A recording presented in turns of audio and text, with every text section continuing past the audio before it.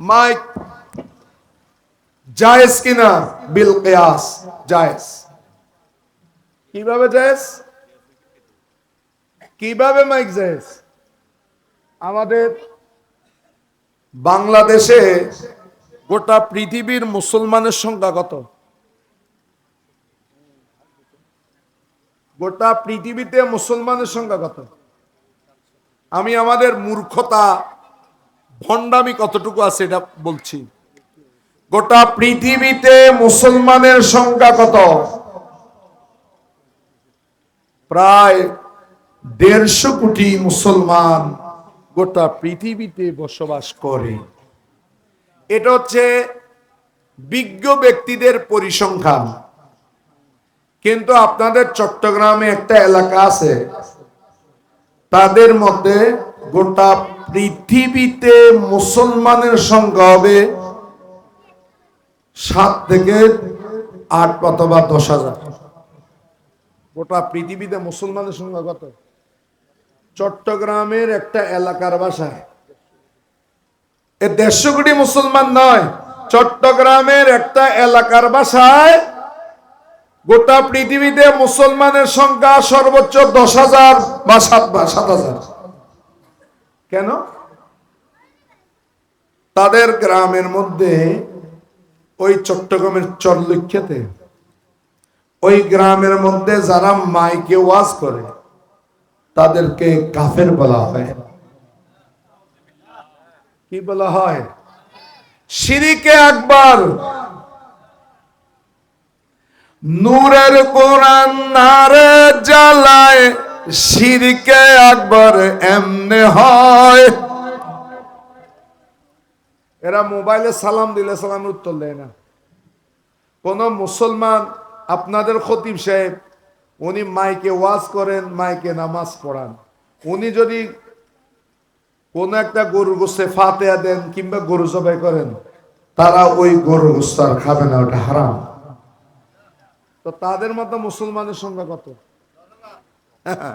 এই 6 গ্রামে যারা আছে তারা, আর বাকি শত শত মক্কা শরীফ, মদিনা শরীফ, এতগুলো মাইক সেখানে যারা নামাজ পড়ে, তাদের মতে মাইকে ব্যবহার করলে এটা শিরকে আকবার, তারা আর মুসলমান থাকে না, এটা মুশরিক হয়ে যায়। বলুন না নাউজুবিল্লাহ। তাহলে আমাদের মাইকের দলিল আছে কিনা? কই শরীয়তের দলিল কয়টা? এটা কিয়াসের মধ্যে যাই, কারণ কোরআনের মধ্যে স্পষ্টভাবে মাইকের কোনো আলোচনা নেই, হাদিস শরীফের মধ্যে মাইকের কোনো আলোচনা নাই। এটা বিজ্ঞানের অবদান, বিজ্ঞানের মাধ্যমে আমরা সেটা পেয়েছি। কিন্তু এটাকে জায়েজ কেমনে করবেন? আপনাদের এই মসজিদ, এখন আমি মুরব্বীদের দিকে যাই যারা বয়স বেশি, যখন গ্রামে গঞ্জে মাইক ছিল না, তখন আপনাদের মসজিদের আজান কোথায় দেওয়া হতো? একটু জোরে বলেন। বাইরে একটা মিনার বানানো, উঁচু জায়গাতে উঠি মুয়াজ্জিন সাহেব আজান দিত। এখন উঁচু জায়গা এখন আছে? আগে ছিল, এখন নাই কেন? নিজেকে প্রশ্ন করেন। উঁচু জায়গাতে উঠার মেইন কারণ হচ্ছে, উদ্দেশ্য হচ্ছে ওনার আওয়াজটা যেন দূরে যায়। মুয়াজ্জিন সাহেব দোতলা কেন উঠতেন? মিনারা কেন উঠতেন? মিনারা মসজিদের সামনে থাকতো, মিনারার মধ্যে দাঁড়িয়ে মুয়াজ্জিন সাহেব আজান দিতেন।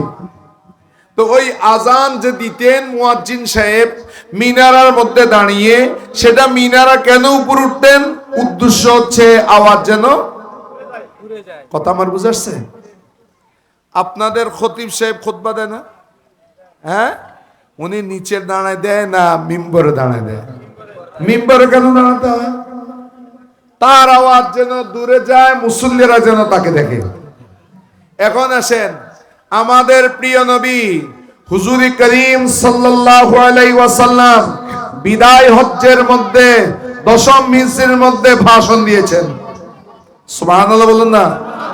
আরাফাতের ময়দানের পাদদেশে হুজুরিপুর নূর নবী মুহাম্মদ রাসূলুল্লাহ সাল্লাল্লাহু আলাইহি ওয়াসাল্লাম একটি চমৎকার ভাষণ দিয়েছেন, যেই ভাষণ পৃথিবীর কোন ভাষণের সাথে যেটা দৃষ্টান্ত দেওয়া যায় না।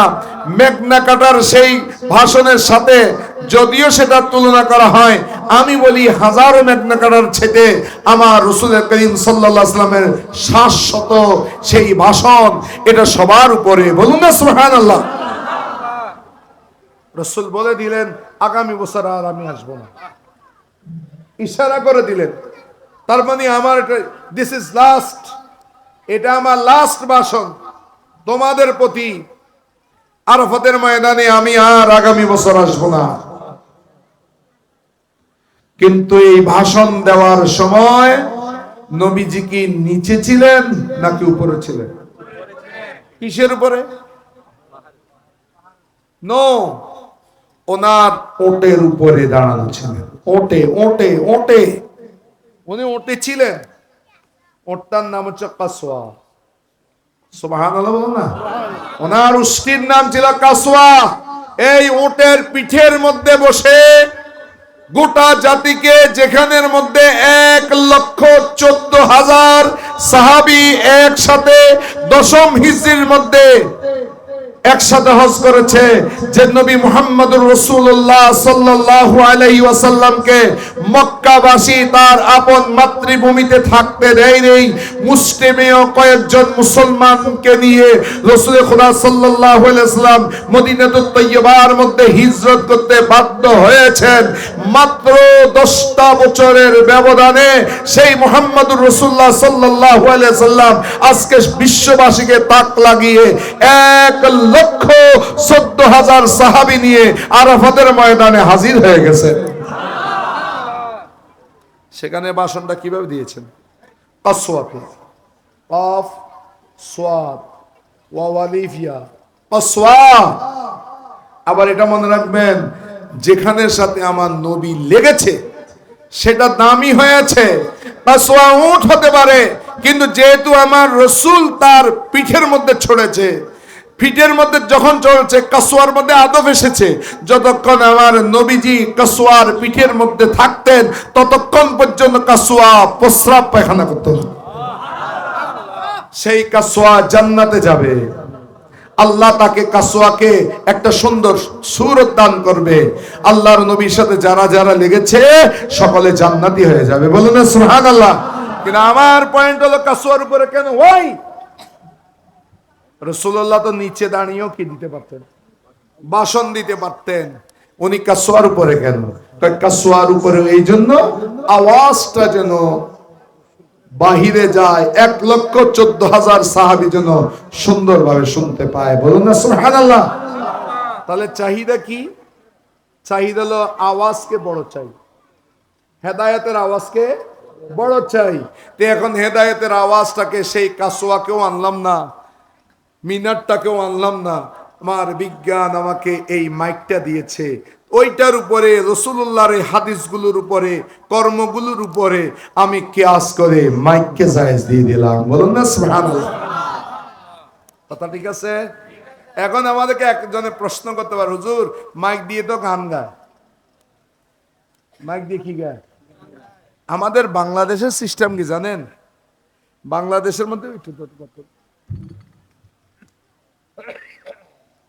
এদিকে তাকাও তো বাবা, এটা কি ফুরা নাবদান বলেন? হ্যাঁ, আমাদের বাচ্চারা, আপনারাও বলছেন এটা আবদান। কেন ভাই ফুরাটা দেখেন না? এটা যে বেশি অংশ ফুরা, এটা কেউ বলছে? ওই খালিটা বলছে। নেগেটিভের দিকে আমাদের মন বেশি, পজিটিভের দিকে মন বেশি নাই। মাইক দিয়ে গান গাওয়া হয়, ওই দিকে কেন তোমার নজর যায়? মাইক দিয়ে যে কোরআন শরীফ সূরা আর রহমান, সূরা ইয়াসিন একটু আগে পড়লো, সেটার দিকে মনটা যায় না কেন রে ভাই? দাও দি দাও, দা দা আছে না? দা ব্যবহার না করুন। দা দি আমরা কিনলে গাছ কাটন, তরকারি কুটন, মাছ কুটন ইত্যাদি। তো আবার দা দি মানুষ না কোবা? হ্যাঁ, তো দা ব্যবহার করেন জায়েজ না? না জায়েজ। অর্থাৎ জিনিসটা আপনার হাতে, ব্যবহারের উপরে ডিপেন্ড করবে। আর এই যে কসুল্লতি বলেছি, শুটকি বলেছি, ইত্যাদি বলেছি, এগুলো দলিল তুমি কোরআনের টুকানের কোনো দরকার নাই। তুমি হালালের দলিল টুকিয়ে পাবে না। আল্লাহ বলেন যে কুলু ওয়াশরাবু ওয়ালা তুসরিফু, তোমরা খাও পানাহার করো কিন্তু তোমরা অপব্যয় করিও না। তো কোনটা খাবা? আল্লাহ বলে দিয়েছেন তৈয়বাত থেকে খাও, পুত পবিত্র জিনিস থেকে খাও। তৈয়বাত কোনগুলো? যেগুলোর ব্যাপারে হারামের কোনো আয়াত নাজিল হয় নাই। এখন কসুরলতির ব্যাপারে হারামের কোনো আয়াত আছে কিনা বলেন? কসুরলতির ব্যাপারে হারামের কোনো আয়াত আছে? আরে চুরি সুটকির ব্যাপারে কোরআন হাদিসে কোনো গানে নাই চুরি সুটকি। লট্টেউনির ব্যাপারে কোরআন হাদিসে নাই। আলু ভর্তার ব্যাপারে কোরআন হাদিসে নাই। বাইম ভর্তার ব্যাপারে কোরআন হাদিসে নাই। এখন বাইম ভর্তার পাশাপাশি পটল ভর্তা আছে, এই বউ নাই। ইলিশ মাছের ডিম দি, পটলের চামড়া দি একেবারে সুন্দর করে ফিনিশিং করি হন ইয়ানো কোরআন হাদিসের মধ্যে বর্ণনা নাই। কিন্তু কি আছে? আল্লাহ বলেছে কুলু ওয়াশরাবু। অতএব হারাম যখন হবে না, যেটাতে হারাম নাই সেটাই জায়েজ। বলুন না সুবহানাল্লাহ।